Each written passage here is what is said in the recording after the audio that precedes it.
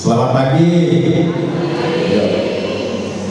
Terima kasih ya semua rekan, bapak-bapak, ibu-ibu, saudara-saudari sekalian semuanya yang telah hadir di gedung Satyagraha PSMTI PSMTI Provinsi Mataram. Kita juga menyambut Bapak Dr. Simon ya, sebagai narasumber kami, narasumber kita semua pada pagi hari ini ya, di mana beliau sudah berpengalaman tentunya ya, banyak berpengalaman dan akan memberikan kita pencerahan pada pagi hari ini, di mana kita melihat seminar parenting ya.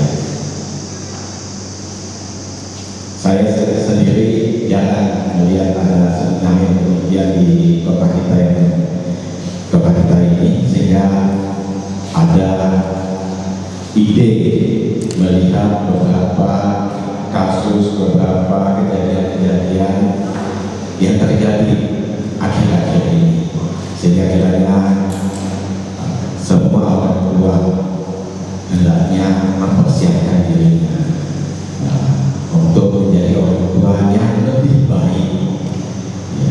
Saya kira semua orang tua sudah lebih baik, tapi menjadi lebih baik tidak ada salahnya ya. Kemudian kita ucapkan terima kasih pula kepada perwakilan dari sekolah, dari instansi yang hadir, dan kemudian pada pagi hari ini bila mana panitia ada kekeliruan, ada kekurangan dalam penyambutan Bapak Dr. Simon, kami mohon untuk dimaafkan ya. Akhir kata kami harapkan bahwa pada pagi hari ini kita dapat memetik pelajaran, pengetahuan, dan dapat menerapkannya di dalam keluarga kita masing-masing, sehingga seminar ini benar-benar menjadi bermanfaat bagi kita semua. Demikian. Sekali lagi kita juga mengucapkan terima kasih kepada tim dari PSMTI Provinsi yang dimotori oleh Pak Ade, Pak David, Amelia, dan rekan-rekan semuanya. Ya, terima kasih Pak Dr. Simon. Ya, selamat pagi. Kepada Bapak Desyanyu sebagai moderator, kami persilakan untuk bertempat di atas panggung. Waktu dan tempat saya persilakan.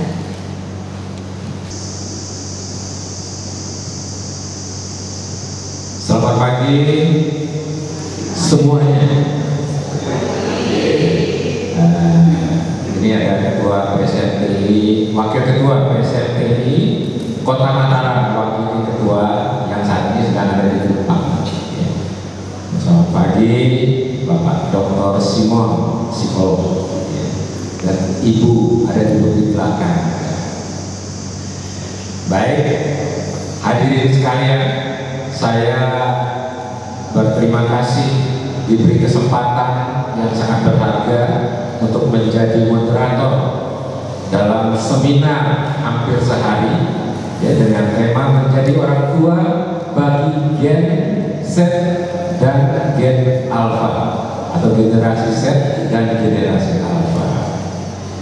Ya, sebagaimana kita ketahui bahwa generasi Z itu adalah mereka yang kelahiran tahun 1997 sampai 2012. Kemudian generasi Alpha kelahiran tahun 2013. Selamat datang Pak Stephen dan Ibu. Bapak Stephen adalah Ketua PSMTI Provinsi NTB.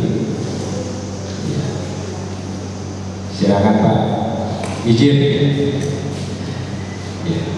Jadi saya disediakan tempat duduk, jadi salah nanti kalau saya tidak duduk. Jadi mohon izin ya buat Bapak Ibu sekalian, saya izin untuk sambil duduk ya.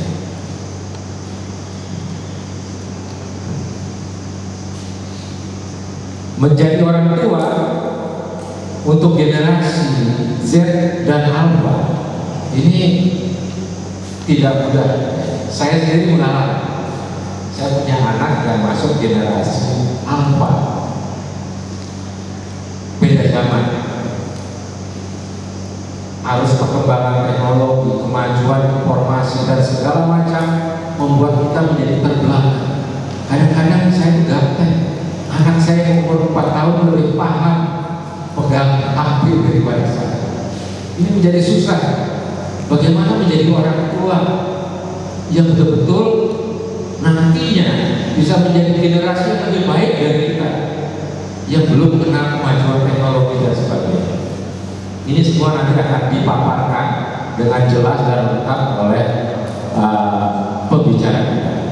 Nah, untuk itu saya perkenalkan dulu pembicara. Siapakah beliau? Dari mana?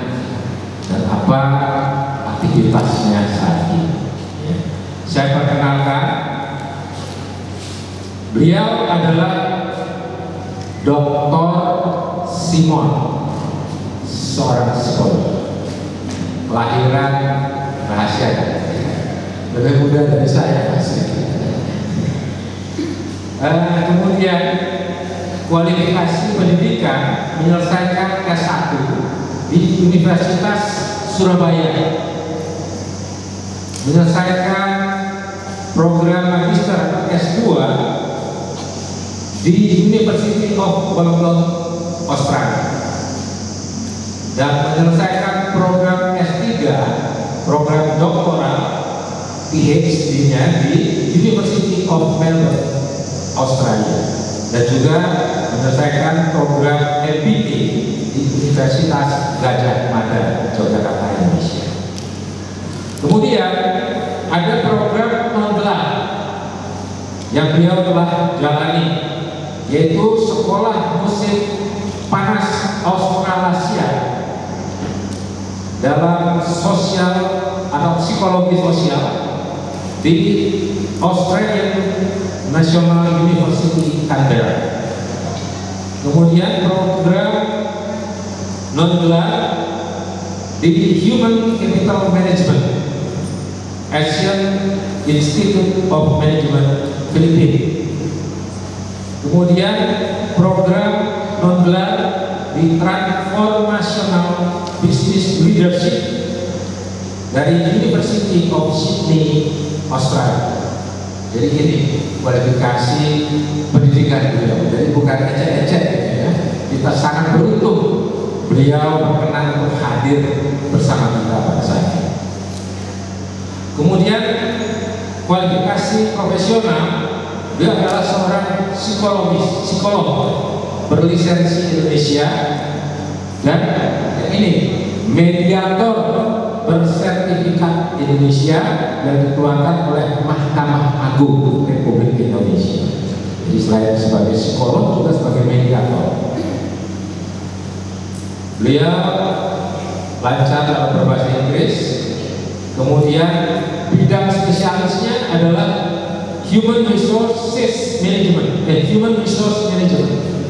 Kemudian Organization Development, Change Management, Leadership, Behavioral Change. Jadi kalau saya pikir kalau diterjemahkan ya. Kemudian aktivitas profesional saat ini, beliau adalah salah satu pendiri dan direktur dari PT Global Genetika Indonesia atau Genetik Indonesia, yaitu perusahaan yang bergerak di bidang bioteknologi ya, yang melayani, ini kalau bahasa Indonesia melayani pengurutan, mempelopori pelayanan pengurutan DNA, seperti misalnya tes prenatal non invasif ya. Kemudian farmakogenomik screening kanker hereditas dan screening genetik praimplantasi. Jadi beliau adalah salah satu pendiri dan direktur. Kemudian beliau juga dosen di Universitas Katolik Widya Mandala Surabaya. Pengalaman beliau juga sebagai Chief International Operation PT Mahagora 2015 sampai 2016, Chief Human Resources Officer and Business Development Director di PT Mahagora, General Manager Organization Development Siloam Group of Hospital dari 2009-2011, General Manager Human Resources Siloam Group of Hospital 2007 sampai 2009. Kemudian ada pengalaman-pengalaman profesional banyak sekali kalau saya membacakan, ya. Soal kemudian pernah juga menjadi dosen pasca sarjana Fakultas Psikologi Universitas Surabaya dan menjadi praktis atau psikolog, ya, by appointment di Siloam Clinical Hospital Surabaya. Kemudian ada keterampilan dan atribut banyak. Jadi kalau saya baca ini terakhir, excellent communication and interpersonal skill in cross cultural setting. Apa mungkin bahasa Indonesia? Dan beliau ini juga menjadi afiliasi profesional dari Asosiasi Psikologi Indonesia sebagai anggota, kemudian anggota Asosiasi Psikologi Klinik atau ya, Psikologi Klinik Indonesia, dan menjadi anggota di Institut Direktur Perusahaan Australia. Masih banyak. Jadi itulah intinya. Ada lagi apa yang award dan beasiswa. Jadi mungkin tak perlu saya sebutkan semuanya. Jadi itulah latar belakang dari Dr. Simon. Semoga keahlian, pengalaman, pendidikan beliau benar-benar bisa kita petik, kita pelajari. Oleh karena itu saya mohon kita semua bisa mengikuti acara ini dari awal sampai akhir dengan baik. Untuk itu saya persilahkan Dr. Simon untuk mengambil tempat. Kita berterima.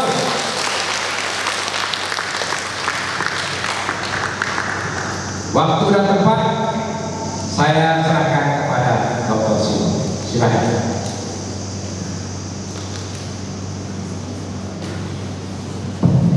Terima kasih Pak Buyur. Saya nyesel diminta CV, saya kirim CV, ternyata dibacain semua. Selamat pagi semuanya. Saya nggak sabar supaya bicara dari waktu Pak Buyur nggak selesai. Beberapa kalau saya pakai bahasa Jawa bisa paham sedikit ya. Oke, Pak Buyur, saya mau izin juga aja begini.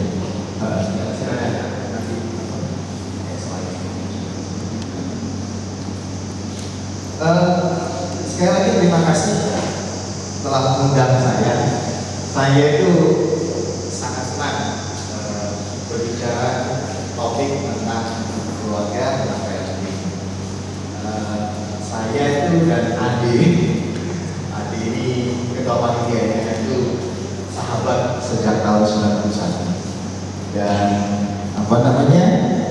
Dan semua CV tadi saya itu sebenarnya nggak ada yang saya banggakan, tapi ada satu yang mau saya banggakan, bahwa Ade ini, teman saya ini, sahabat saya ini, yang masuk kuliah sama-sama di harga Natal, ya harga Natal, masa sampai bulan sendiri satu semester Pak, satu semester ya Natal ya.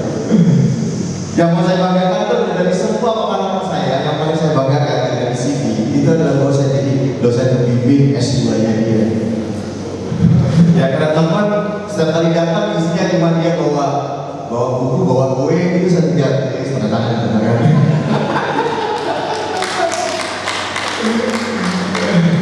Nah terus kira-kira kejadian bunuh diri yang lumayan ramai pertama itu kan PKN, serah citra ya. Nah itu kami di grup psikologi angkatan kami itu banyak diskusi.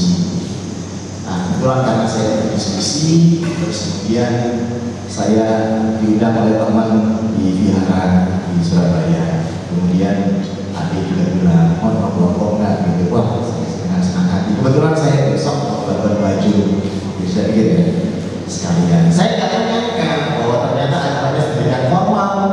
Saya kira ya bincang-bincang, bersihkan, kita ngobrol gitu ya. Tapi ternyata menjadi sedemikian. Moga-moga sesuai dengan ekspektasi ibu bapak sekalian. Gitu. Nah, disclaimer dulu, bahwa dalam presentasi saya nanti tidak dapat dihindarkan, saya akan berbagi pengalaman pribadi saya. By all means, saya tidak bilang bahwa saya adalah orang tua yang sempurna, sama sekali tidak. Ya. Saya mungkin akan menggunakan pengalaman pribadi saya hanya untuk mempertajam poin-poin saya. Saya dan istri saya dari belakang, sekali lagi bukan orang tua yang sempurna, tidak datang dari keluarga yang sempurna. Ya. Jadi itu mohon dapat diterima dulu gitu ya. Jadi hanya sebagai contoh-contoh saja. Yang mungkin perlu saya tanyakan ke ibu bapak sekalian, sebenarnya apa sih ekspektasi dari ibu bapak dan anak sini gitu ya? Dan saya senang karena beberapa di antara Anda itu adalah guru, ya, guru. Boleh berapa orang guru ya? Kalau saya boleh tahu, berapa orang? Satu. Oh banyak banget gurunya, banyak banget. Thank you sudah datang. Saya yakin banget akan memperkaya diskusi kita. Ya. Jadi saya sebenarnya lebih suka berbincang-bincang. Presentasi ini ya harus ada, ya. Tapi sebenarnya saya akan lebih banyak berbincang-bincang, saya akan lebih banyak berinteraksi, berdiskusi, dan mengundang ibu bapak sekalian untuk berbagi. Kalau hanya dengar dari saya satu kepala, rugi banget. Ya. Tapi kalau dengar dari kita semua, ada 10 kepala, 10 pemikiran, wah itu bagus banget. Apalagi kalau ada background dari guru, ya. Dan tentu saja saya yakin ini orang tua kebanyakan dari Gen Z dan Gen Alpha. Ya. Nah, karena topiknya itu adalah menjadi orang tua bagi anak Gen Z dan Gen Alpha, saya kalau boleh diperkenankan untuk pertama-tama berbicara dulu tentang menjadi orang tua. Kan begitu, menjadi orang tua, baru kemudian menjadi orang tua bagi Gen Z dan Gen Alpha. Nah, kalau kita bicara tentang menjadi orang tua, tidak bisa tidak, kita akan bicara lebih berdasar lagi, yaitu bicara tentang keluarga. Kalau kita bicara tentang keluarga, kita akan bicara lebih mendasar lagi. Kita bicara tentang pertama-tama keluarga ada karena adanya ikatan pernikahan. Kebetulan di samping psikologi, di samping bisnis, hal yang saya sukai dari dulu itu adalah filsafat. Saya dulu mau masuk fakultas filsafat, nanti orang tua saya, terutama papa saya, itu mana bisa mau jadi apa kamu gitu. Saya pikir-pikir kalau saya filsafat mungkin saya bisa lebih terkenal daripada Rocky Gerung. Kan dia filsafat. Jadi ibu bapak sekalian, soalnya kebetulan atau enggak ya? Pas. Jadi saya mau pagi ini mumpung belum ngantuk, saya ingin mengajak ibu bapak untuk merefleksikan orang tua bagi Gen Z dan Gen Alpha, tidak bisa tidak, kita harus bicara dulu tentang menjadi orang tua. Berbicara tentang menjadi orang tua, tidak bisa tidak, kita harus bicara tentang keluarga. Bicara tentang keluarga, tidak bisa tidak, kita harus bicara tentang perkawinan. Pertanyaan pertama, yang barusan menikah kurang dari 5 tahun deh, tolong katakan. Siapa namanya? Siapa namanya? Ferry. Mas Ferry, boleh cerita nggak kenapa Anda menikah? Saya berharap teman-teman yang lain yang sudah 20 tahun, 30 tahun mengingat-ingat apa ya dulu saya memilih pasangan saya. Apa tujuan saya? Apa? Terima kasih Pak. Perkenalkan, nama saya Siddiq Hasan, dipanggil Pak Kiai. Saya guru BK dari SMPK Kusuma Mataram. Kalau ditanya kenapa ingin menikah, simpel saja saya ingin hidup berkeluarga, berseorang istri yang bisa menjadi orang tua yang mampu mendidik anak-anak untuk generasi seterusnya. Karena kehidupan kita bukan hanya pada tentang diri saya saja, tapi bagaimana kami untuk melanjutkan kehidupan manusia yang ada di Indonesia, yang nanti untuk mengembangkan anak-anak yang disebutkan oleh hadir di Indonesia.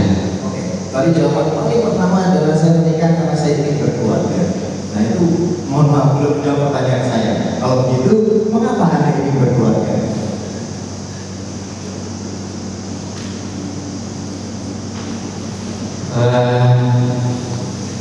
Kalau mengapa berkeluarga, kalau dari lihat segi agamanya, bertahan jujurlah seperti pasir laut, seperti Burfilda, dan tujuannya itu adalah untuk mengembangkan anak-anak ini. Sorry Mas Ferry, saya nggak menyerang, ini cuma teknik psikologi aja. Tekniknya dipakai oleh Anda waktu tesisnya. Pertanyaan cuma 2, mengapa dan apa sih yang terlihat dari suatu film? Jadi pertanyaannya adalah mengapa sih ingin berkeluarga? Atau mengapa sih rambut saya pendek? Itu kalau ditelusuri, teknik ini akan menghasilkan banyak pengetahuan yang mungkin teman-teman, saya kadang pakai teman-teman nggak apa ya, itu akan lebih mudah. Semua kamu sekarang membaca atau membaca? Sekarang membaca, langsung aja. Pertanyaan selalu mengapa? Mengapa kamu sekarang membaca? Saya sudah membaca kamu praktis. Mengapa praktis seperti buat kamu? Yang praktis seperti buat saya, jadi saya bisa mengoptimalkan waktu saya. Mengapa mengoptimalkan waktu kamu seperti buat kamu? Karena waktu itu buat saya sama dengan melakukan sesuatu, berbuat sesuatu di waktu-waktu itu. Oh, jadi kamu melakukan sesuatu itu penting banget bahwa dalam dimensi waktu itu punya hasil yang optimal. Oh iya, penting banget. Mengapa mempunyai hasil yang optimal, menggunakan waktu sebaik-baiknya itu penting buat kamu? Karena menurutku hidup ini, jadi bayangkan, hanya dari rambut saya bisa tahu waktu perbedaan hari tentang itu, bisa tahu apa sih nilai-nilai yang penting dalam hidupnya. Oke, itu sudah ini. Tapi saya kembali lagi Pak Eri. Coba lihat, teman kita ini baru menikah kurang dari 5 tahun ya. Tepatnya kapan Pak Eri? 2 tahun. Maksudnya ada di sini nggak? Gak ikut ya. Tepatnya 2 tahun yang lalu gitu. Saya tanya, kenapa kamu ingin menikah? Saya ingin berkeluarga. Kenapa kamu ingin berkeluarga? Jawabannya agak defensif sedikit ya. Ya karena ada. Tapi penting. Karena angka perceraian meningkat dengan drastis di Sumatera. Aku sudah dengan drastis. Dan kalau mereka datang kepada saya, anak-anak muda ini, saya tanya, apa sih tujuan menikah? Mereka punya kesulitan untuk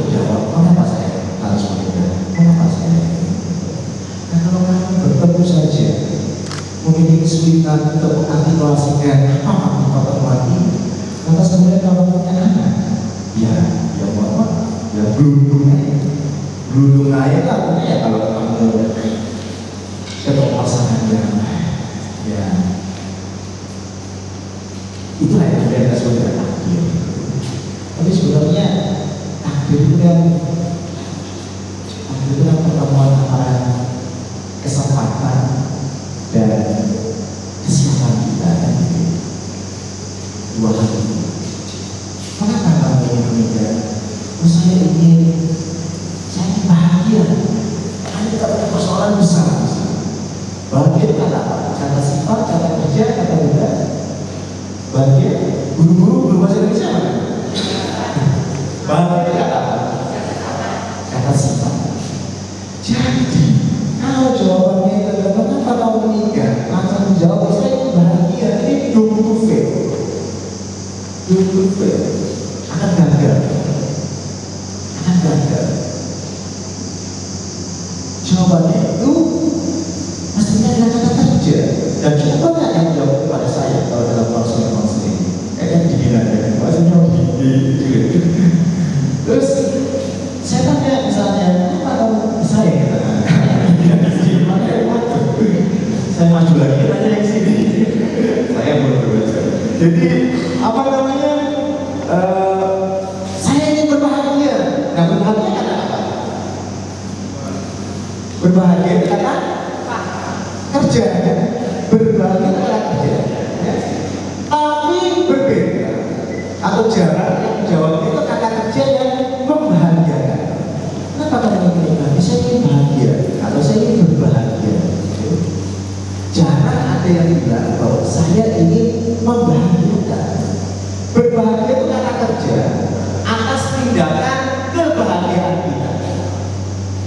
Biasanya kalau dia sangat berbahagia setelah lulus skripsi, dia pertama semacamnya. Jadi kata kerja, ya, tapi atas tindakan kebahagiaan itu.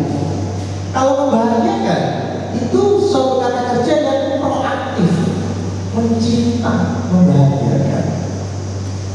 Pak, kenapa ini penting? Sangat penting. Kalau kamu datang dengan mindset bahwa saya ingin berbahagia, cenderung kamu bilang saya ingin dibahagiakan. Persoalannya adalah kalau kamu ingin dibahagiakan, lalu pasanganmu nggak ingin dibahagiakan, maka terjadi suatu hubungan yang menjauh. Saya ingin dibahagiakan kok. Kenapa kamu nggak bahagiakan saya? Saya menikah ini nggak cari kesulitan. Saya menikah ini mencari kebahagiaan. Absolutely, ini jalan menuju perkawinan yang gagal.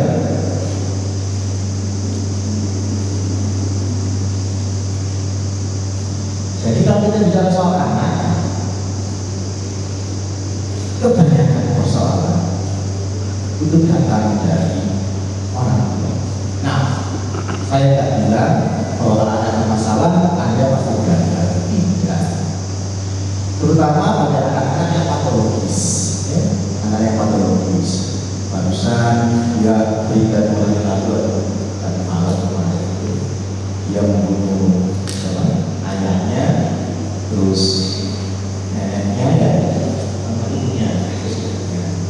Biasanya anak yang patologis seperti ini memang punya proses internal yang berbeda. Proses internal yang berbeda. Memandang sesuatu secara berbeda. Misalnya melihat suatu kejadian itu ya berbeda prosesnya. Ya, itu biasanya anak yang patologis. Tapi kalau anak yang baik-baik saja, yang normal saja, biasanya itu cenderung orang tuanya sangat berpengaruh, ya. Setiap kita lahir itu setiap kita lahir itu punya yang namanya IQ, ya, betul ya? IQ, kecerdasan, tingkat kecerdasan. IQ ini lah secara besar, secara signifikan itu ditentukan oleh dibentuk oleh cairan. Sama seperti tubuh kita. Tinggi pendeknya kita itu kebanyakan karena genetik. IQ juga kebanyakan karena genetik. Nah, IQ ini konsepnya kayak apa sih? IQ ini konsepnya, apakah orang yang IQ ini pasti cerdas? Apakah orang yang IQ ini pasti cerdas? Jawabannya tidak, benar. Jangan malu-malu, jawab tidak. Sorry, ini ajak buat kita untuk berdiskusi, ya. Jadi saya nggak akan bisa memberikan feedback kepada teman-teman kalau saya nggak mendengar pendapat Anda, gitu ya. Jadi pendapat Anda ini penting supaya saya bisa memberikan masukan. Sebaliknya, masukan dari saya mungkin Anda nggak sesuai, Anda reject, nggak apa-apa. Silakan kita diskusikan, gitu ya. Jadi mesti banyak jawab, gitu ya. Apakah orang yang ini masih cerdas? Jawabannya tidak. Loh, kenapa bisa begitu? Sederhana. Karena IQ itu bagaikan gelas. Ya. IQ-nya tinggi, gelasnya besar. IQ-nya agak rendah, gelasnya kecil. IQ-nya tinggi, kalau belajar, IQ-nya tinggi, kalau gelasnya besar, diisi air dengan debit air yang besar, masuk semua nggak? Masuk. Udah belajar, gampang belajar, gampang paham, gampang ngerti. IQ lebih rendah, dibrocok dengan banyak dan tiba-tiba masuk semua nggak? Enggak. Banyak yang lupa-lupa. Ya. Karena itu proses belajarnya harus misalnya lebih tekun, lebih pelan-pelan. Tapi kalau yang IQ-nya tinggi, percaya sama teori konspirasi, ya, jangan belajar. Kira-kira akhirnya itu di sini. Kira-kira ini saya bagi gambar, ya. Terus yang akhirnya rendah sini, yang akhirnya rendah tadi, yang akhirnya rendah, dia rajin. Orang tuanya nemenin belajar, ayo waktu belajar, isi. Ayo belajar lagi, belajar. Ayo belajar ya ma, ya bu, belajar. Dia belajar, dia isi lagi. Pada akhirnya yang paling pintar tinggi apa yang rendah? Itu lebih rendah. Sama, secara psikologis,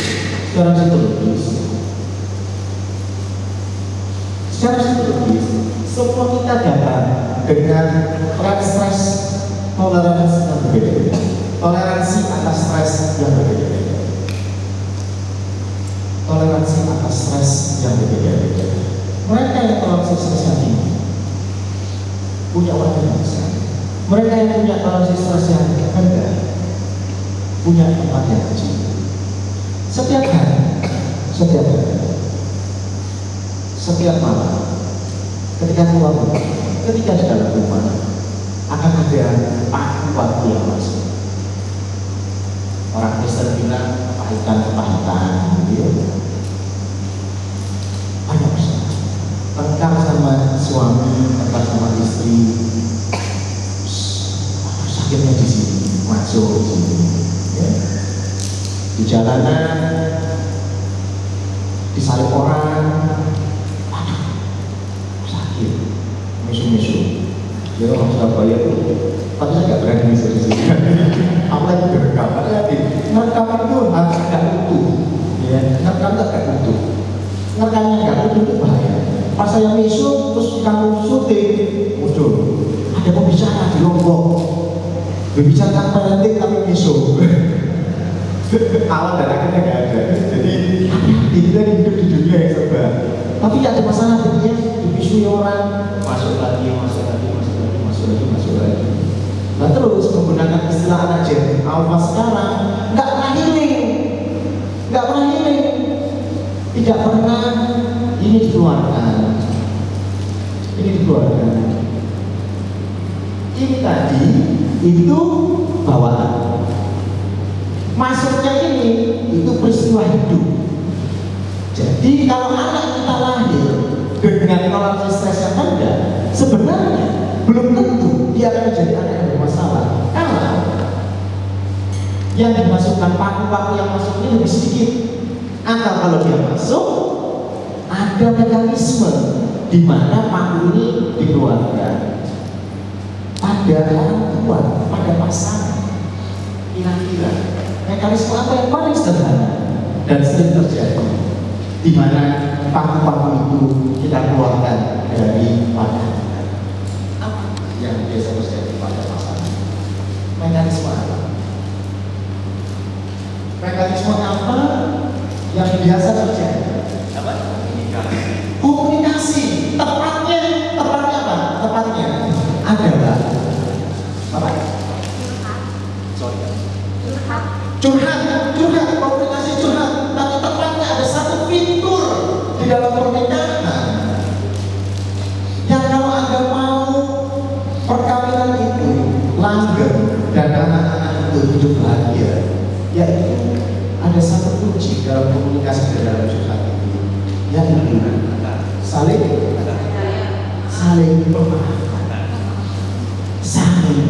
memaafkan, memaafkan itu adalah fitur dalam komunikasi perkawinan yang harus ada. Karena kalau itu tidak ada, paku-paku ini akan terus bertambah. Bahkan paku itu kalau lama-lama orang Jawa bilang kayak karakter. Kalau sudah berkarat, terus. Maka ketika udah menjaga keluarga, ya kan? Itu bisa juga. Punya Pak Buyung guys, saya jangan berangkat. Sorry. Jadi memaafkan, bahkan lebih jauh, yaitu mengaku. Sederhana, karena tidak ada keluarga yang sempurna, karena tidak ada orang yang sempurna. Menikah tanpa keinginan untuk membahagiakan tidak akan punya konsep bahwa menikah itu harus penuh pemaafan, bahwa harus penuh dengan pengampunan. Saya itu susah dari situ.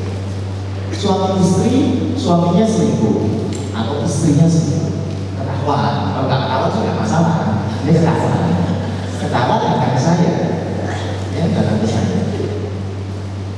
Kira-kira supaya keluarga ini utuh, saya lebih banyak menuntut pada yang diselingkuhi atau pada yang melakukan selingkuh.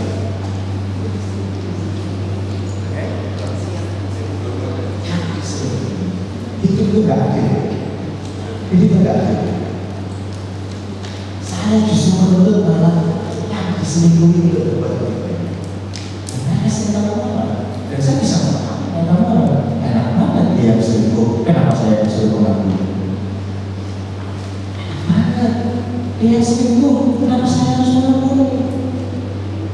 Teman-teman sekalian, hidup ini semua berparadoks. Sorry saya terhubung. Hidup ini berparadoks. Dia yang diselingkuhi, saya untuk dia memaafkan. Tapi percayalah bahwa hanya dengan memaafkan, dengan mengampuni, sakit hatinya itu akan hilang. Ya, akan hilang. Konsep sekali lagi saya bicara keluarga dunia, saya bicara perkawinan. Sebelum kita bisa menjadi keluarga, jadi orang itu gampang. Tahu caranya?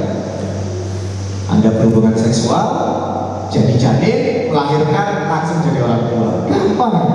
Itu gampang. Fitur yang lain dalam keluarga yang semakin hilang, yang membuat kemudian keluarga tidak lagi punya nilai-nilai, yaitu adalah bahwa tidak boleh ada rasa berkorban di dalam perkawinan. Tentu sering muncul atau karena saya sudah praktek, jadi praktek saya itu cuma teman-teman, anaknya teman, ponakan dan lain-lain.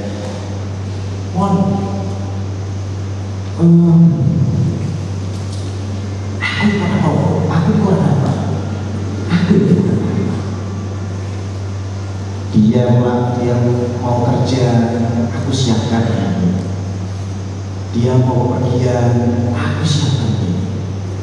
Aku berkorban. The moment pada saat salah satu pihak sudah mulai merasa berkorban, di sanalah akan terjadi hubungan yang tidak seimbang. Dalam bahasa Inggrisnya one-sided relationship.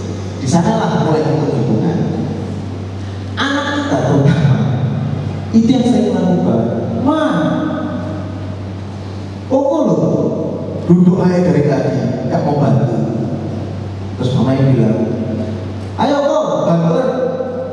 Sebenarnya tanpa ada intensi apa, seringkali orang tua itu bukan kesalahan tanpa disengaja. Karena jadi orang tua gak ada kelasnya, gak ada sekolahnya, gak ada kelas. Tapi akhirnya kita menguatkan bahwa orang boleh bisa berkorban. Ya kan loh, adikmu itu loh, dia sudah melakukan ini, kan kok malas-malas saya ini. Padahal di dalam hubungan, apalagi dalam keluarga, begitu satu orang merasa bahwa aku telah berkorban, maka akan banyak persoalan muncul di sana. Harusnya yang terjadi adalah aku melakukan ini bukan karena aku berkorban. Aku melakukan ini karena aku mencintaimu. Dan ini adalah hal yang benar yang harus aku lakukan. Aku menyiapkan kamu baju itu bukan karena aku berkorban, bukan. Karena menyiapkan baju untukmu itu adalah hal yang benar yang harus aku lakukan sebagai suamimu atau sebagai istrimu. Karena harus berkorban. Harus berkorban. Kenapa saya cerita ini? Saya berharap tidak banyak peristiwa hidup anak-anak kita yang perlu mendapatkan waktu-waktu. Karena kalau sudah penuh, repot, anak jadi bermasalah. Anak jadi bermasalah. Sampai di sini ada pertanyaan atau ada yang mau diskusikan? Silakan. Saya sekarang maju. Karena saya sudah mundur jauh ya. Saya mundur tentang hubungan pernikahan, tentang dua orang yang berniat untuk harusnya saling membahagiakan, saling mencinta, bukan membahagiakan.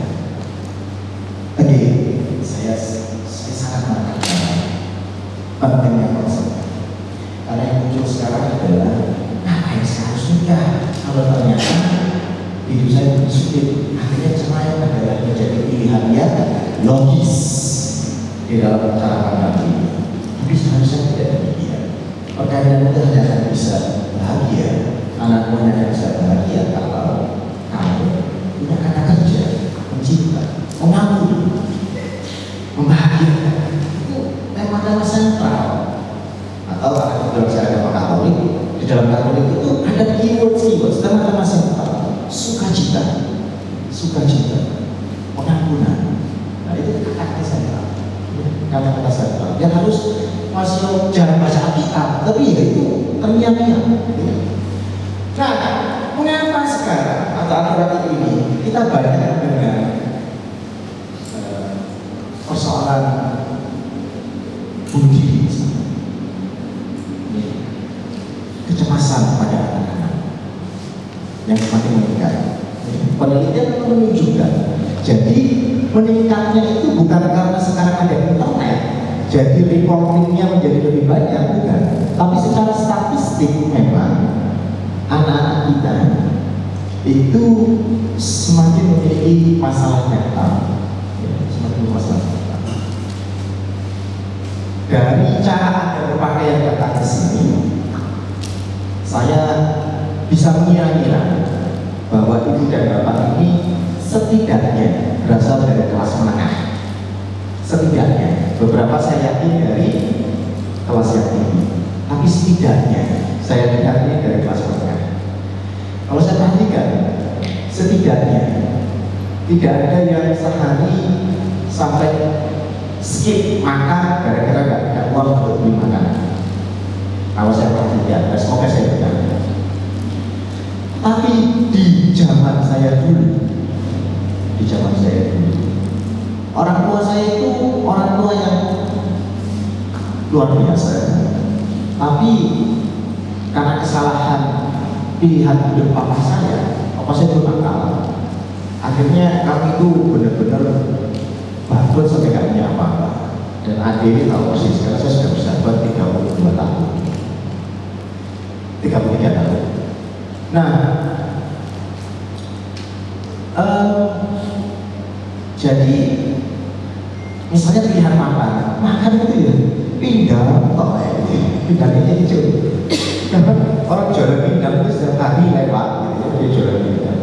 Mangga itu kita harus bagi dua kalau makan. Artinya kami 6 saudara, jadi harus bagi dua. Dan saya punya favorit, mau bagi sama siapa? CD saya kedua, orangnya baik banget, selalu kasih saya lebih banyak daripada dia. Gitu. Kalau sama adik saya, susah saya. Dia minta bagian lebih banyak daripada saya. Gitu. Jadi, terus pokoknya aku sama DJ yang lebih baik. Gitu.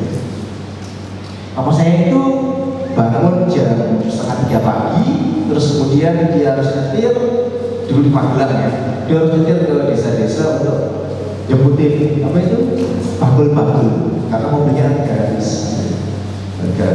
Nanti sampai kira-kira jam 6:30 pagi itu pulang, dia tidur, nanti siang lagi jemputin lagi di pasar-pasar. Tentu saja saya tidak ingin anak saya mengalami kesulitan. Tentu saja ibu bapak sekalian juga memiliki keinginan yang sama. Tapi tahukah ada paradoks hidup bahwa manusia itu hanya bisa berkembang dalam kesulitan? Bahwa manusia itu hanya bisa berkembang dalam kesulitan. Tiadanya kesulitan atau dihilangkannya potensi kesulitan itu akan membuat dia tidak kokoh, tidak tegar.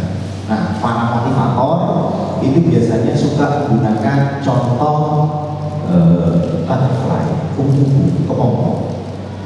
Kepompong itu mesti molding, ya, untuk sebagai biji kupu-kupu. Dan pada saat dia melakukan itu proses yang sangat menyakitkan, dan kita tidak boleh membantu. Kalau itu kepompongnya kita kulitnya kita bantu gunting, dia nggak akan pernah jadi kupu-kupu. Udang juga demikian, ya, perlu menanggalkan kulitnya. Elang juga demikian, ya. Itu prosesnya sangat painful. Dia harus potongkan dulu bulu-bulunya untuk bisa punya bulu yang lebih besar dan terbang lebih tinggi. Manusia itu secara psikologis, orang berpikir seperti itu. Bukan psikologis. Kalau Anda mau sehat, sekaya-kayanya Anda, nggak bisa bayar saya, kamu aja yang treadmill sehari 2 jam, saya yang sehat. Nggak bisa. Kenapa? Harus sendiri-sendiri. Kalau kamu sehat, mau nggak tahu, mesti lari, mesti jalan, capek. Pak Bulio akan tebal, capek, dan akan beban itu supaya dia jadi muscle-nya. Kenapa harus repetitif? Karena justru pada saat kita merasakan capek yang luar biasa itu, ketika otot kita pecah, di sana dia jadi. Kalau kita cuma angkat, pokoknya angkat beban, ya, angkatnya cuma sekilo, masih take 100 ya, sekalipun 100 kali ya begitu aja. Harus punya beban yang tertentu yang berat, tubuh akan jadi sehat, dan terjadi di dalam psikologi namanya efek treadmill, yaitu hari ini aku lari 1 kilo, rasanya capek luar biasa. Tapi kalau saya sudah berhasil mencapai 1 kilo, besok saya pasti ingin 1,5 kilo. Kalau saya sudah 1,5 kilo, besok saya pasti ingin 2 kilo, dan akan bisa tercapai. Teman-teman sekalian, kalimat ini teramat sangat menyentuh hati saya. Ini ditulis oleh seorang psikiater, namanya Scott Peck. Bukunya itu keluar tahun 1978. Saya punya buku fisiknya, saya juga punya buku elektroniknya. Seandainya Anda mau, tapi ini berbahasa Inggris, saya dengan senang hati akan memberikan. Di tahun 1978, Scott Peck membuat suatu buku, judulnya The Road Less Traveled, Jalan yang Jarang Dilalui. Scott Peck adalah seorang psikiater dan dia membuat buku ini berdasarkan pengalaman sebagai seorang psikiater di kamar prakteknya. Dan dia bilang di halaman pertamanya,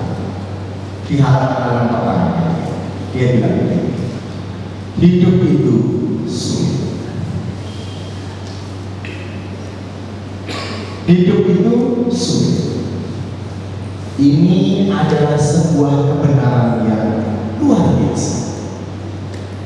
Salah satu dari kebenaran yang besar, kebenaran agung, kebenaran hakiki. Saya ulangi, hidup itu sulit. Ini adalah suatu kebenaran, bahkan suatu kebenaran yang hakiki.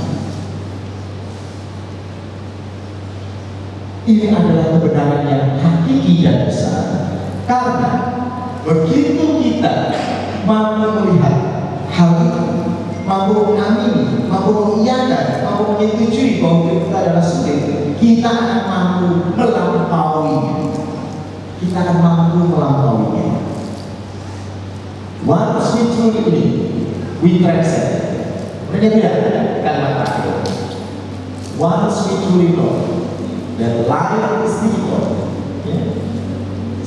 ketika kita sudah benar-benar sungguh-sungguh memahami bahwa hidup itu adalah sulit dan menerima bahwa hidup itu adalah sulit, maka hidup itu tidak lagi menjadi sulit. Coba renungkan sebentar aja. Entah Anda yang suka berolahraga, entah Anda yang barusan mengalami persoalan hidup, coba renungkan. Hidup itu sulit. Menolak atau tidak memahami bahwa hidup itu sulit hanya akan membuat kita menjadi tidak mampu mengatasinya. Tapi once kita menerima bahwa hidup itu memang sulit, ya sudah. Inilah hidup. It is the way it is, kata orang dulu. Itu sangat saya suka. It is the way it is. It is the way it is. Hidup itu sulit.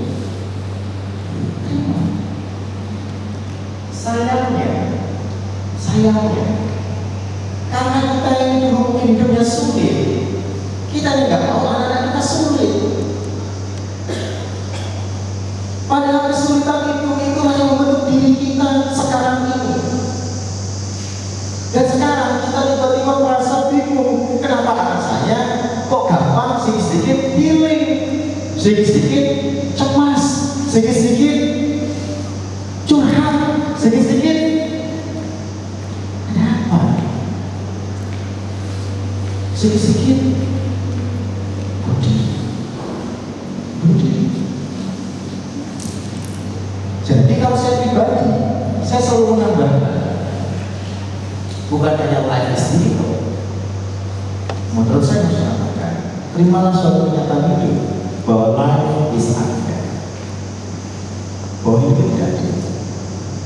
Tapi Pak, Tuhan itu maha adil. Ya, Tuhan maha adil. Tapi hidup saya tidak adil. Hidup tidak adil. Tidak usah diperdebatkan. Para filsuf sudah memperdebatkan dari puluhan tahun yang lalu, dan sudah diakui hidup itu memang tidak adil. Cuma kadang Anda dapat enaknya, kadang Anda dapat tidak enaknya. Pertanyaan saya, kalau Anda lagi dapat kerjaan, kalau Anda lagi dapat cinta, kalau Anda lagi dapat senangnya, protes sama Tuhan enggak? Tuhan, mengapa aku yang dapat ini? Protes enggak? Nggak protes kita, nggak protes. Tapi kalau kita dapat kesulitan, kita bilang, oh Tuhan, mengapa ini terjadi padaku? Gitu. Tapi kalau kita semua sudah punya mindset, kalau anak-anak kita ajar, yuk, hidup itu nggak adil. Jadi kalau dia cerita, mama, itu loh mah si Vanessa itu, kaya banget ya Pak ya. Anak nggak usah bilang, tapi kita juga kaya, kita juga kaya. Amin. Iya ya, memang dia kaya, dia hidup itu begitu. Hidup memang nggak adil, hidup memang nggak ada. Tapi coba kamu lihat, apa kita nggak bahagia? Nah, sejauh keadaan Anda baik, sejauh keadaan baik, kalau dia masih umur 5 tahun, 7 tahun gitu ya, dia akan peluk Anda. Ya bahagia loh, Man. Kan anaknya mama, anaknya papa. Sekarang saya mau ajak, karena saya menyentuh ini, saya mau ajak bicara bersama di sini. Apakah uang bisa memberi kebahagiaan? Pak Saudara bilang masuk tidak. Apakah uang bisa memberi kebahagiaan? Bisa. Apakah uang bisa memberi kebahagiaan? Langsung. Kelompok yang bilang nggak bisa angkat tangan. Wah. Kelompok yang bilang bisa angkat tangan. Waduh, ini kelompok apa namanya? Hedonis gitu ya. Oke, hedonis. Apa hedonis? Ini perdebatan yang nggak selesai. Tapi sekali lagi sains, ilmu semakin membuktikan. Ada dua ilmu yang membuktikan, ilmu psikologi tentu saja dan ilmu ekonomi. Ilmu ekonomi. Kita mulai dengan ilmu ekonomi dulu. Kalau Anda lapar, sekarang kita lapar, kita bisa lapar dulu. Nanti akhirnya hipnoterapi, nanti dia bisa kasih ada sugesti terus makan. Ya, tapi contoh kalau Anda lapar, sekarang ini ada lapar, sudah lapar. Nggak bawa makanan, nggak bawa uang. Ada apel.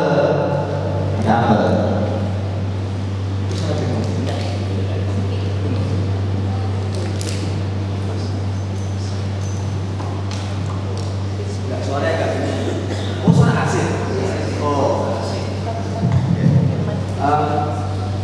Ada apa? Ada apel. Apelnya dijual. Butuh uang. Berarti kelompok pertama tadi langsung gugur. Ya. Karena kalau lapar Anda bisa bahagia nggak? Boro-boro bahagia. Boro-boro bahagia. Teman-teman saya, keluarga saya tahu persis. Staf saya tahu persis. Kalau ngomong dengan saya, pastikan Pak Simon sudah sarapan. Sungguh saya itu kalau belum sarapan, gampang ngamuk, gampang emosi, gampang emosi.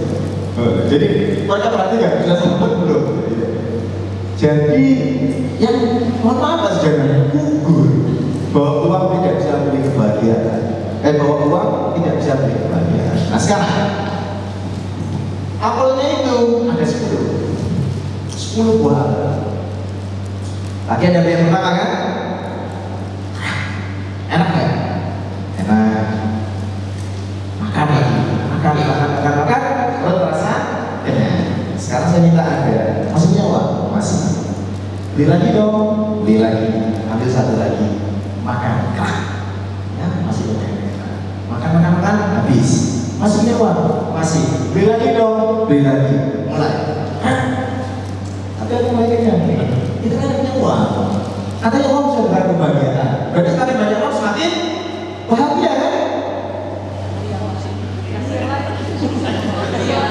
Kasih orang lain. Pak, kalau kasih bagian kasih MTI ini. Nah itu di ekonomi namanya Theory of Diminishing Utility. Theory of Diminishing Utility. Utilitasnya, kegunaannya akan semakin menghilang seiring dengan bertambahnya penggunaan guna atau kepemilikannya terhadap itu. Ya. Apakah punya 2 jeruk lebih baik daripada punya 1 jeruk? Ya. Apakah punya 10 jeruk lebih baik dari 1 jeruk? Belum tentu. Karena bisa jadi jeruknya itu tidak sempat Anda makan, begitu lihat kulkas, buka kulkas, mati ya. Jeruknya masih sekian banyak, mulai kosong. Apa yang terjadi? Bahagia? Enggak. Mulai terpikir, mulai ada penyesalan. Kenapa beli kemarin itu 2 kilo? Mulai ada penyesalan. Teori of diminishing utility bilang bahwa sesuatu itu semakin lama akan berkurang kegunaannya, cita rasanya, dan kebahagiaannya. Pak, berarti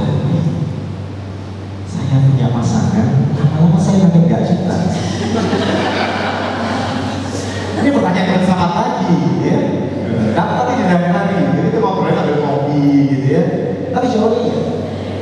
Jawabannya iya.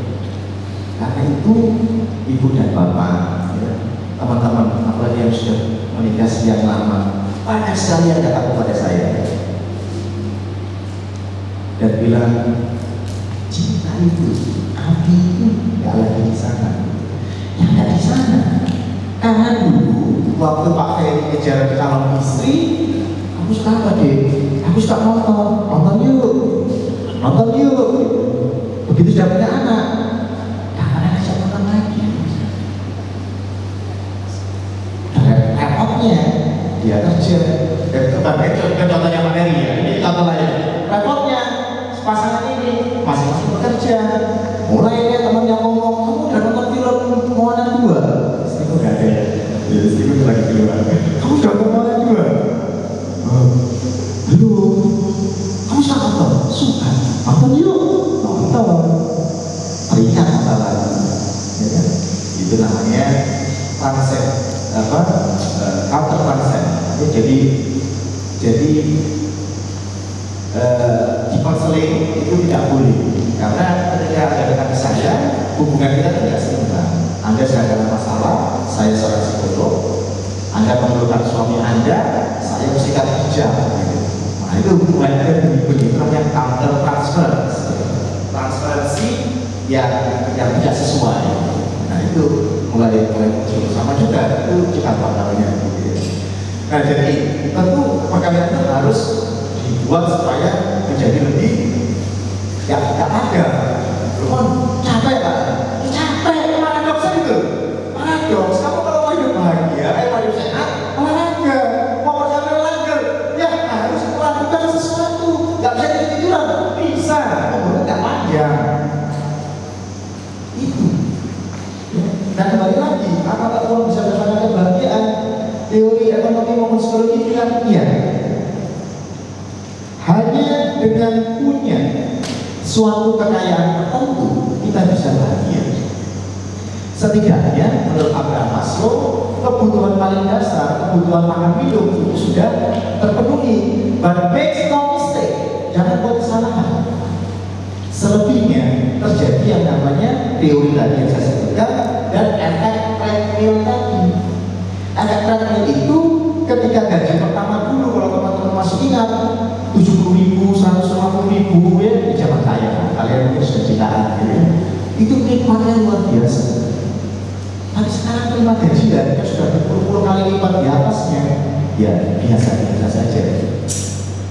Nah sayangnya orang masih dalam ilusi bahwa dengan menambah kekayaan tetap punya efek yang sama ketika pertama kali. Ya. Setelah itu yang menentukan kebahagiaan itu adalah relationship, hubungan. Makanya banyak orang tua itu yang saya bilang, nyesel aku dulu kerja keras, gak ada di rumah, lalu ternyata sekarang makan aja satu piring sudah kenyang. Saya punya teman jauh lebih tua, umurnya 79-80 tahun, waktu itu orang Hongkong, Pak Edi namanya. Dia bilang, waktu kecil Simon, anak-anak bilang, Bapak, yang ca. Saya banyak punya waktu. Sekarang saya kemis-kemis, ayo kita yang ca. Anak-anak bilang, ada waktu Pak.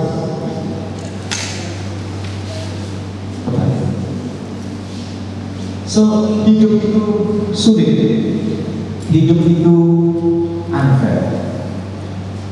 Ini harus ditanamkan kepada anak-anak.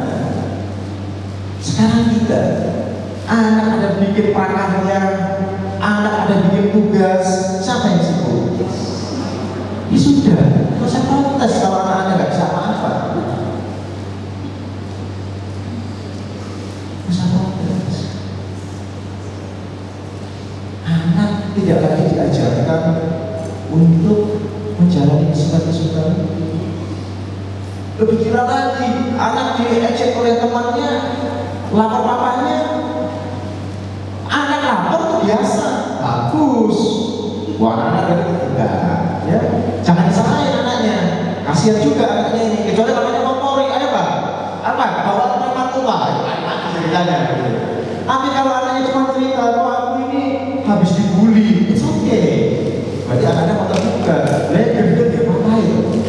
ada datang sendiri masih satu hal, saya mungkin masih bisa terima.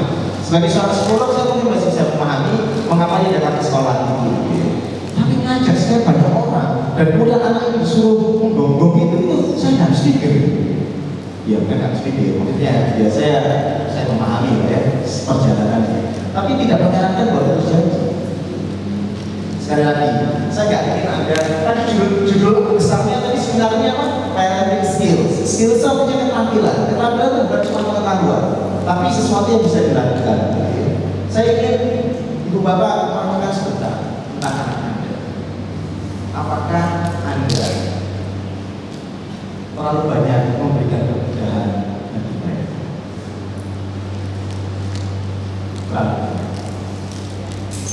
dan ini bahayanya. Selain yang sudah saya sampaikan, kalau Anda mulai memberikan kesulitan, terlambat, yang terjadi adalah hubungan kalian akan menjadi buruk. Mengapa? Saya kira Pak Sujana di waktu pertama kali Pak Sujana pas aku mau bayar, dia dari kopinya saya. 3 hari kemudian saya warung kopi, Bapak juga warung kopi Pak Sujana. Ngajarin saya lagi. Minggu depan saya ke warung kopi lagi, dibayarin lagi. Kira-kira apa yang muncul dalam perasaan saya? Saya mendapat entitlement, saya mendapatkan privilege, saya mendapatkan hak saya untuk dapat minum kopi gratis. Begitu Mas Sujana nggak bayarin, apa yang terjadi? Loh, nggak bayarin?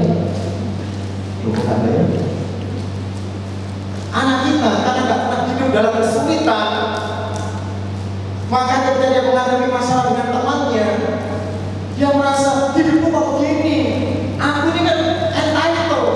Mohon maaf, apalagi ada agama tertentu yang bilang kamu ini anaknya Tuhan, segala sesuatunya itu kamu nih sudah diberkati.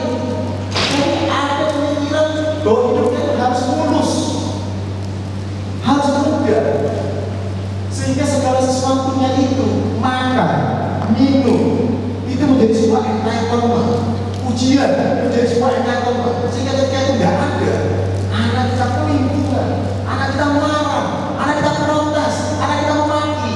Kenapa? Kenapa kok nggak mendapatkan nilai? Lebih dari itu, sosial media. Nah, ini kita bicara soal anak Gen Z, sosial media kita dibombardir. Temennya upload Paris, temennya upload Sydney, temennya upload mana? Dia mulai merasa, itu kok gak adil sih? Dia gak lagi mendoakan Tuhan berkati papa mama. Dia mulai bilang, Tuhan buat papa mama jadi kaya.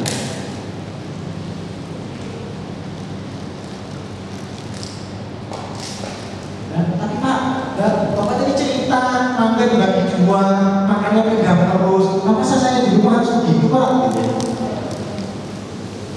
Saya tentu tidak berharap itu terjadi.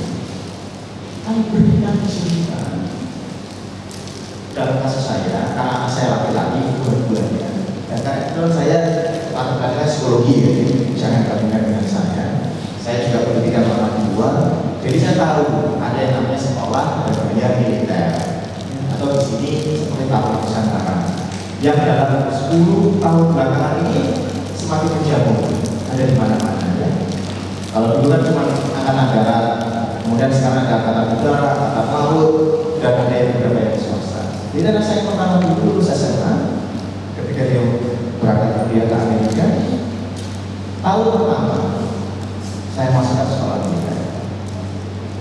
Tahun pertama 3 minggu, 21 hari pertama tidak boleh ada hubungan, kami nggak boleh, saya nggak boleh kontak dia juga. Dan sudah, waktu itu belum ada WhatsApp, adanya cuma BBM, BBM saja. Dan anak saya bilang, seandainya Devi waktu itu kontak aku di 3 minggu pertama, aku pasti minta pulang, pasti. Jadi 3 minggu itu kami nggak boleh kontak, 3 minggu itu dia benar-benar rambutnya digundul, harus kegiatan fisik, disiplin, apa segala macam, segala macam. Setahun. itu benar-benar life transforming. Tren itu atau rekoleksi atau pengajian yang nantinya hari 4 hari itu hanya mampu menggugah knowledge. Kayak Anda ini nanti begitu pulang, nanti malam masih ingat, besok sudah lupa pasti. Jadi saya juga nggak ngomong banyak-banyak, soalnya pasti lupa. Pasti lupa. Perubahan perilaku itu membutuhkan waktu kurang lebih setidak-tidaknya berturut-turut itu selama 21 hari atau 30 hari supaya dia bisa menjadi seperti biasa. Anak-anak saya itu benar-benar berubah, sungguh berubah. Dari yang SMA saya dipanggil gurunya, gimana nilai kimianya, dapatnya cuma sekian gitu ya. Karena saya IB-nya. Sekali lagi saya sharing bukan bermaksud apa-apa. IB-nya jadi 4, dia jadi asisten dosen, dia apply beasiswa sendiri, dia dapat beasiswa, dia jadi hidup saya menjadi jauh lebih. Anak saya itu generasi dia milenial, lahir tahun 1994. Anak yang kedua lahir tahun 2005, Gen Z, totally different, sangat berbeda, ya. Orangnya sangat berbeda. Saya mikir, wah ini kalau urusan begini repot juga. Lulus SMP dengan COVID waktu itu, sekolah-sekolah pada tutup. Di sana ada sekolah militer yang berbeda, gitu, yang berbeda. Di Virginia kalau yang ini, saya tanya ini dekat Koko nggak? Iya deh, gitu. Tapi nggak dekat sama Koko lagi, soalnya dia nggak setuju kalau kamu tinggal sama Koko. Oh aku nggak mau, memang aku maunya independen. Gitu. Oh ya boleh, independen berarti masuk sekolah militer dulu ya. Wah, jadi gitu. Ya, itu kondisinya mau nggak? Dia mau nggak? Jadi SMA kelas 1 dia juga di sekolah militer. Anak saya buat ini kalau anak jajan independen, suka mencoba, kurang patuh, selalu punya jawaban, gitu. Di sana sama. Bahkan dia kan nggak boleh pakai HP, sering ada cuma hanya boleh 1 menit. Dia curi-curi pakai. Hukuman pertama waktu masa winter, dia harus keliling lapangan di malam hari di kegelapan selama 3 jam dengan bawa senjata. Anak SMA kelas 1 bawa senjata 3 jam keliling. Tidak membuat dia berubah, malah muncul egonya. Oh, aku pakai sekian kali, ketahuan cuma sekali. Mulai muncul pikirannya, it's worth it lah. Dia coba lagi, dia lakukan lagi. Ini dia terjadi. Artinya dirampas, tidak boleh pakai HP selama 3 bulan. Itu luar biasa, luar biasa. Anak tak pegang HP 3 bulan, itu luar biasa. Tapi syukur pada Allah, kesulitan itu membuat dia berpikir. Saya mungkin tidak akan stay back. Saya kan juga orang tua seperti Anda, ingin anak bahagia. Saya pasti tidak akan kamu. Tapi di belakang saya, pengalaman itu itulah yang membentuk dia. Dia dapat beasiswa. Dia sekarang jadi ketua organisasi macam-macam. Gitu. Mungkin Anda nggak mengirimkan ke sana. Tapi mulai dari hal yang kecil, kita akan bicara soal ini. Mulai dari kecil, mulai didesain. Nah seringkali kemudian suami dan istri juga nggak sepakat. Coba lihat di sini. Bapak-bapak ini paling cuma ini anak pengurus, nggak pengurus itu juga nggak datang. Yang paling datang itu paling 1, 2, 3, 4, 5, 6, 7. Itu mungkin juga karena guru, ya karena guru. 8, 9, 10, 11, 12. Lakinya 12. Ibunya berapa orang? Karena kita tercekoki dengan suatu pendapat bahwa ibu adalah pendidik yang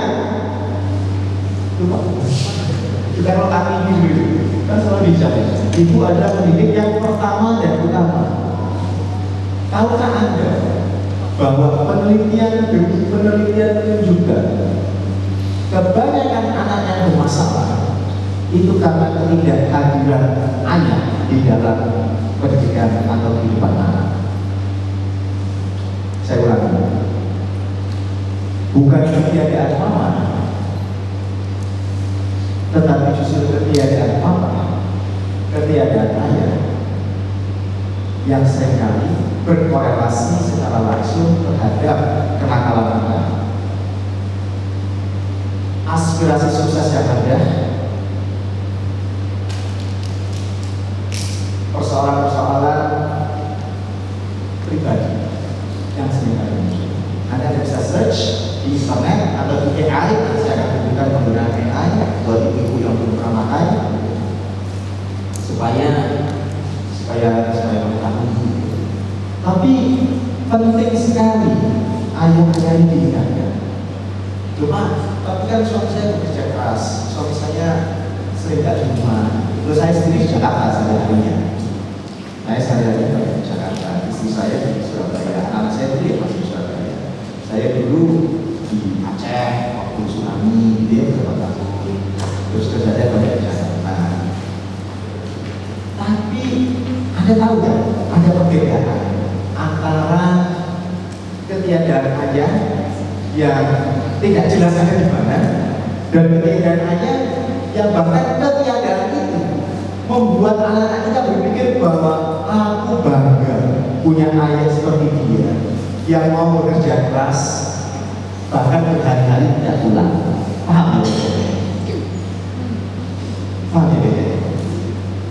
Karena begini, ketika kita bicara tentang pendidikan anak,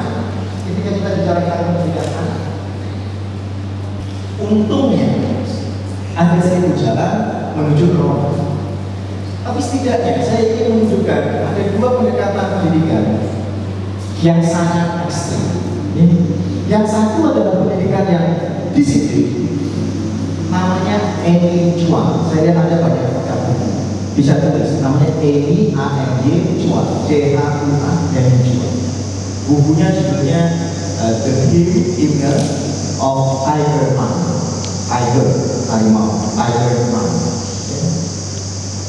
Dia mendidik anaknya dengan sangat keras, anaknya 2 perempuan.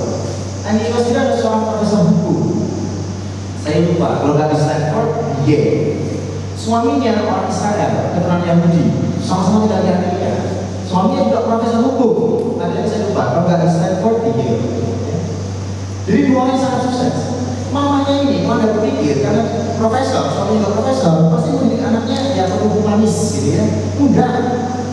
Anaknya waktu umur 18 tahun menuliskan kartu ulang tahun mamanya di pesta di rumahnya, di depan teman-teman mamanya, dikasihnya ke mamanya. Kebiasaan orang bule adalah kalau dikasih kado buka di depan yang bersangkutan. Kalau nggak buka di depan bersangkutan malah kasar, malah rude.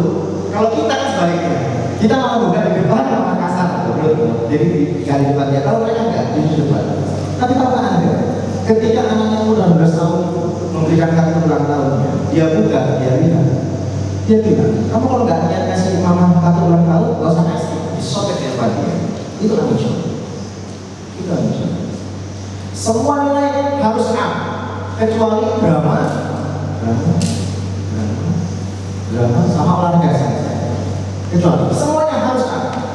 Anak yang kedua umur 6 tahun belajar piano, nggak bisa 6 jam straight, nggak boleh belajar dari piano. 6 jam dia sudah anaknya jadi semua. Nah sekarang saya mau cerita, ada seorang laki-laki namanya Mohandas.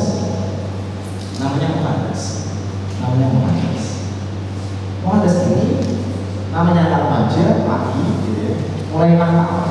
Dia merokok. Rokoknya itu terutama dari pamannya. Kalau sudah selesai, kan masih ada sedikit gitu. Waktu itu diambil kemudian dirokok. Lama-lama kebiasaan merokoknya makin bertambah dong. Akhirnya dia mencuri 2 kali kesempatan dia mencuri. Tapi perasaan bersalahnya itu luar biasa kuat dengan dia mencuri. Dan dia nggak berani berterus terang ke papanya secara verbal, secara langsung.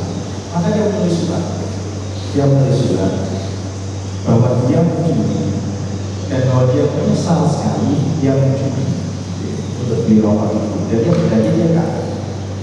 penghargaan.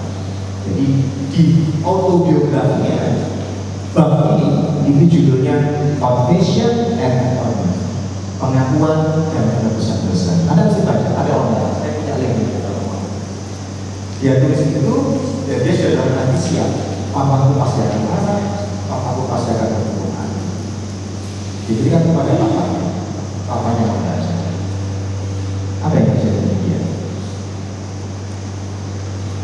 Papanya berlinang air mata. Papanya berlinang air mata. Papanya gak mau apa-apa, tapi papanya berlinang air mata. Dan Mohandas melihat itu dan hatinya hancur. Dan di buku otoriter dia tulis bahwa pengalaman itulah yang membuat dia punya ide tentang ahimsa. Nah, sekarang Anda tahu siapa itu Mohandas. Ahimsa, gerakan ahimsa, tanpa kekerasan di India, Mahatma Gandhi. Mohandas itu adalah nama kecilnya Mahatma Gandhi.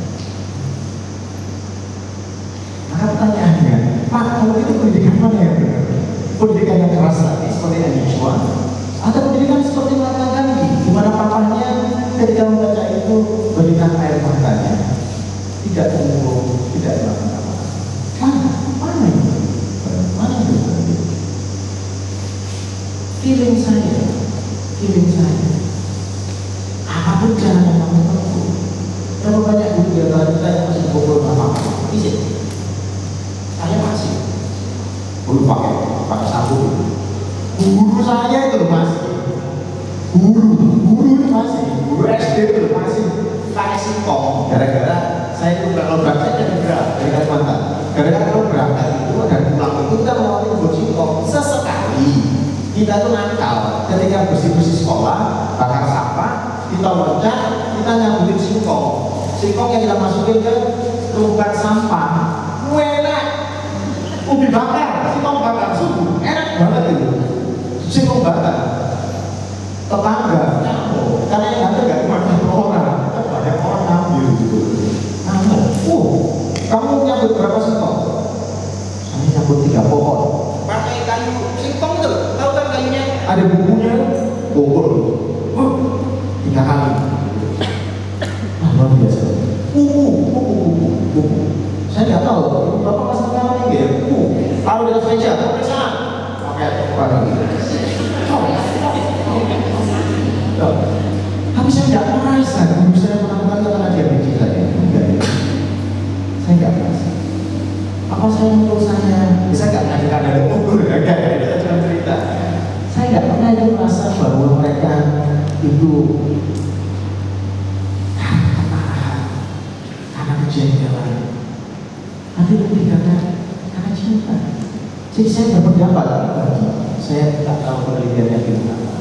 Tapi menurut saya, Anda mau keras, Anda mau halus. Sejauh anak-anak Anda itu tahu bahwa itu datang dari cinta. Ayah mungkin nggak ada di rumah, tapi kan ada WA, ada telepon, ada video call. Bisa telepon, tanya, harimu gimana hari ini? Tugasnya gimana? Dan jangan tanya tugas soalnya. Tanya, gimana game? Gimana game-nya gimana? Tanyakan banyak hal. Tapi ada ya, seringkali menjadi sumber persoalan, bukan kejadian. Ada yang mau sampaikan? Gak ada? Kalau nggak ada, kita masuk ke tentang bensinnya ya. Berapa di antara Anda yang anaknya gen alpha? Gen alpha itu kelahiran berapa itu? Kelahiran setelah 2010. Berapa orang? 1, 2, 3, 4, 5, 6, 7, 8, 9, 10, 11,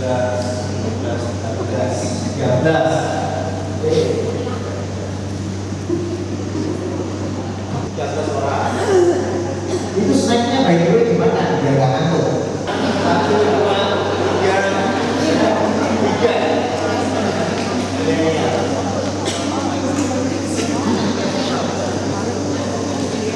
Saya mau minta pendapat dulu dari guru senior. Ada nggak perbedaan yang mencolok antara 3 generasi? Generasi Alpha, generasi Z, dan generasi milenial. Coba dulu. Saya mau minta tolong.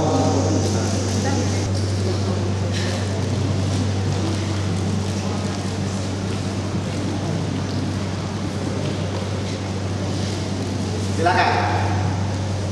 Guru mana guru? Bapak Ibu, kita saling berbagi yuk. Apa aja perbedaan antara generasi Alpha?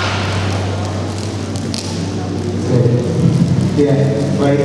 Terima kasih. Mohon izin Pak.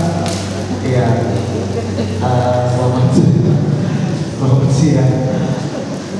Kalau saya cuma perkenalkan diri, saya Teguh. Saya guru Pak. Ya, saya guru di pendidikan anak usia ini. Oke, kalau dari kacamata saya, nanti kalau saya kurang tepat mau dibantu diperbaiki Pak.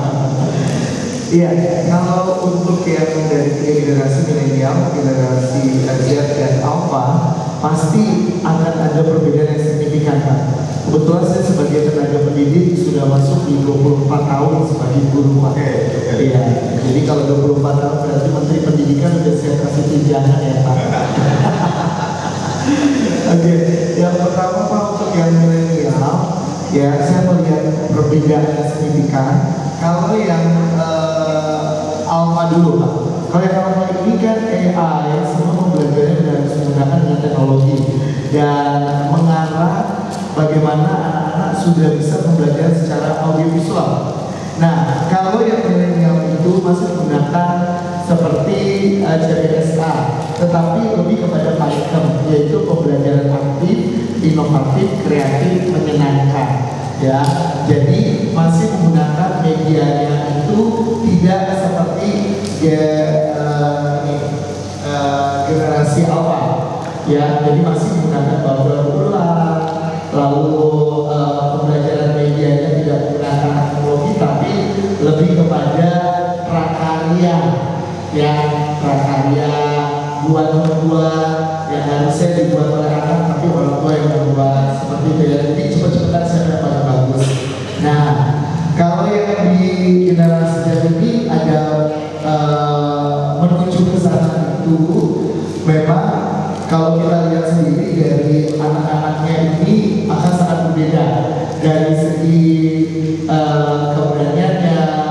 Kalau di Alpha anaknya sangat protek orang tuanya, tidak boleh disentuh sedikit ya. Contoh aja Pak, misalnya kalau anak milenial orang tuanya itu tidak terlalu banyak intervensi ya. Ini saya ngomong dari sisi sebagai tenaga pendidik ya Pak ya. Ya, soalnya Pak langsung melihat muka saya ya. Tapi ini saya ngomong realita di zaman milenial, generasi milenial orang tua tidak terlalu banyak intervensi, tetapi ikut serta ya di setiap program kegiatan. Lalu naik di zaman generasi ya, era generasi ini orang tua mulai ada sedikit intervensi Pak. Jadi ini bagusnya kayak begini loh, sekolah harusnya begini loh. Jadi itu frekuensinya kurang lebih 50-70%. Nah, ketika ada dari Gen Alpha itu intervensinya tinggi banget, 80-99%. Jadi semuanya ya Bapak sampai ngeliat saya iya, intervensinya tinggi banget. Misalnya kalau tidak terpuaskan maka orang tua akan melangkah lebih sangat jauh, berbeda dengan waktu di era milenial ya generasi. Tapi kalau yang Alpha ini saya lihat sangat. Jadi di sini kalau di Alpha ini maka segala sesuatunya harus dikomunikasikan. tidak bisa sekolah mengambil keputusan sendiri, melibatkan orang tua di dalam proses pembelajaran, melibatkan. Saya lebih tekankan di generasi Alpha ya Pak ya, karena kalau yang di generasi Alpha ini guru juga harus lebih cerdas, ya, lebih cerdas, lebih berkualitas, lebih esensi, karena kita nggak boleh kalah sama orang tua. Jadi sebelum orang tua itu menegur, maka kita harus sudah mempersiapkan ya hal-hal yang paling penting, tahapan-tahapan, sehingga ketika kita melakukan sebuah terobosan dan orang tua nggak setuju, tidak ada. Contoh Pak, kalau guru masih mengajar dalam bentuk milenial, habis dimakan orang tua. Guru mengajar ya dengan generasi Z juga dianggap biasa-biasa. Walaupun sudah senior, kita harus tetap berada guru, yaitu harus student center. Tetapi Bapak Ibu, saya punya pertanyaan. Tolong menjawab. Para guru yang lain, pertanyaan saya. Apakah menurut Bapak seharusnya anak Gen Z ini tetap perlu diperlakukan, diajarin sebagaimana dulu waktu mengajarkan anak milenial? Tentu jawabannya bukan dia dan tidak. Tapi apakah masih relevan? Jika relevan, apanya yang relevan? Jika tidak relevan, apanya yang tidak relevan? Antara gaya dulu 24 tahun lalu waktu masih mengajar anak-anak milenial, itu apakah masih ada yang bisa diterapkan untuk anak-anak Gen Z? Ada Pak, yaitu pendidikan karakter. Ya, contoh untuk anak yang di Gen Alpha, ya harusnya ada 7S, tapi kita cuma sampai di 3S. Senyum, salam, sapa. Sebenarnya ada 7. Senyum, salam, sapa, semangat. Ya, lalu yang duanya saya lupa Pak. Ya, itu dapat. Lalu dikombinasikan dengan keputusan kementerian dan sebagainya melalui kurikulum itu. Tetapi pendidikan budi pekerti itu harus tetap ada di dari milenial, Z dan Alpha. Nah itu agak menggeser. Yang di Alpha itu benar-benar terhilang karena orientasi pusatnya anak yang tidak lagi dalam pembentukan. Sekarang ini agak kebingungan. Makanya ya kalau kita bicara ya Pak ya, ada undang-undang guru sekarang takut terhadap anak karena gurunya bisa dipenjarain. Betul, betul itu Pak. Dan sekarang PGRI lagi memperjuangkan gurunya Tuhan.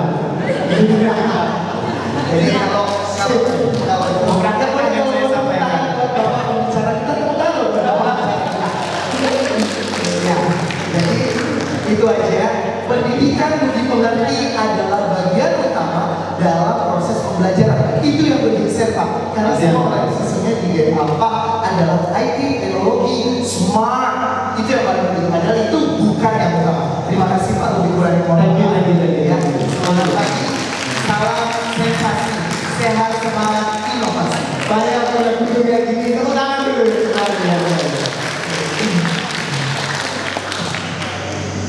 Kalau saya boleh menarik diskusi lebih jauh, saya berharap kita semua di sini orang yang dewasa. Mengapa pendidikan karakter hilang? Jawabannya bukan cuma karena AI mendominasi, karena negara kita sedang mabuk agama. Sehingga pendidikan karakter bisa mengartikan dengan pendidikan agama. Sehingga pendidikan agama dianggap pendidikan karakter. Persoalannya adalah kebenaran agama atau bahkan kebenaran teoritis pun ini tidak bisa serta-merta menjadi kebenaran praktis. Jadi sekarang ini pelajaran agamanya semakin banyak, tapi karakternya, karakter apa sih? Budi pekerti, common sense menjadi semakin hilang, menjadi ajaran-ajaran formalitas. Ini sangat disayangkan. Baik yang agama A maupun B maupun C, semuanya menarik diri bilang bahwa pendidikan agamanya lebih penting. Bukan lagi pendidikan budi pekerti, bukan lagi pendidikan karakter. Saya merasa kita semakin nggak jelas. Tadi malam saya baca di detik.com menteri apa itu saya nggak tahu. Dan saya pendidikan dibagi-bagi kan ya. Menteri yang mana itu saya nggak tahu bilang bahwa dia mau mencanangkan kurikulum berbasis cinta. Saya bingung. Kurikulum berbahasa Cina. Aduh, kurikulum anaknya nggak enak, Indonesia itu ketinggalan. Yang lain sudah kemana-mana, saya harus membuktikan. Bahkan perdebatan uang bisa beli bahagia atau enggak itu sudah zaman dahulu kan. Kita ya kurikulum berbahasa Cina ini aku sedih. Ada universitas motonya education with morality. Education with morality. Morality itu bicara soal benar dan salah. Kan nggak bisa. Justru kita itu harusnya diajarkan untuk bisa berpikir mana yang benar, mana yang salah. Jadi menurut saya ya pendidikan karakter tadi itu memang kita punya persoalan yang sangat besar.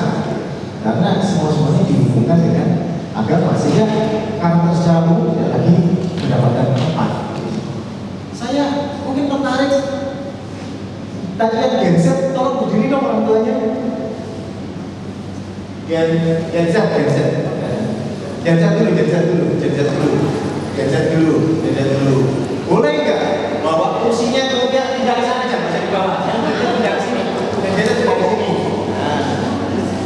Yang kita tidak sini ya, tidak sebentar aja. Ya, kursi bawah boleh.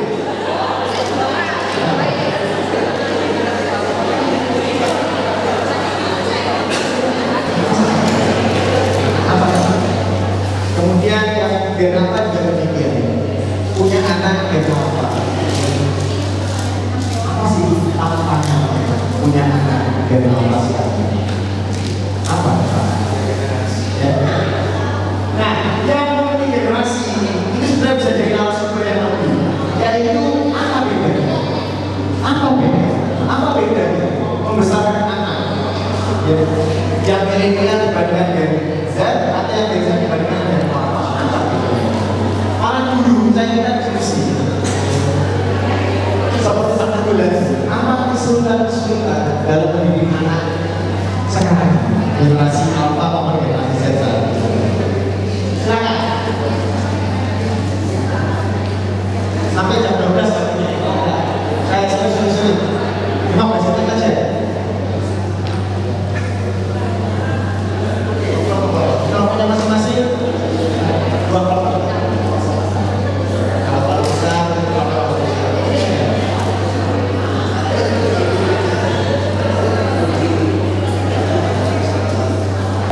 Orang tua, guru, dari anda, guru, orang tua, ya. Jadi kita akan punya kesempatan dulu ya, kesempatan dari sudut pandangnya orang tua. Jadi mohon izin ya, Bapak Ibu guru dari masing-masing kalian memfasilitasi ini supaya tahu mana sih kita dikumpul ini apa. Jadi kita akan mulai dari ibu dulu ya. Ya, ibu boleh sampaikan putra atau putri yang anaknya usianya berapa tahun, lalu perubahan apa yang terjadi pada anaknya berapa. Jadi di generasi yang sudah selesai, jadi waktunya kita manfaatkan untuk makan siang. Nanti 12:30 kita akan kembali lagi ke bahasan berikutnya. Yang sudah selesai